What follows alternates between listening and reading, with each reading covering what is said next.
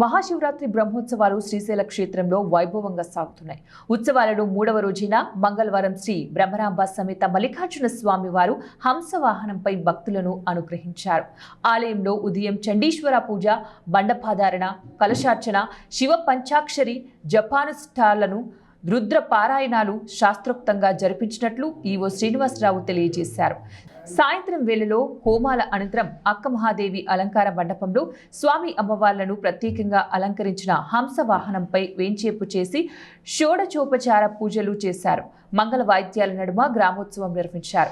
గంగాధర మండపం నుంచి నంది మండపం వరకు, నంది మండపం నుంచి బయలు వీరభద్ర స్వామి ఆలయం వరకు గ్రామోత్సవం కన్నుల పండుగగా సాగింది. చెంచు కళాకారుల నృత్యాలు, కోలాటాలు, వేషధారణలు, జార్జ్ పతక్, గోవన నృత్యం, బుట్టబొమ్మలు, బీరపడ్డోలు ప్రదర్శనలు, నందికోల సేవ, డమరుకం, చిడతలు, శంఖం, చెక్కబొమ్మలు, ముంబై డోలు, విలకు స్వాగత నృత్యం, నాదస్వరం, కేరళ చండీమేళం, వివిధ రకాల విన్యాసాల సందడితో ఊరేగింపు కొనసాగింది. ఉత్సవ అనంతరం కాలరాత్రి పూజ, మంత్రపుష్పంతో పాటు స్వామి అమ్మవార్లకు ఆస్థాన సేవ జరిపారు.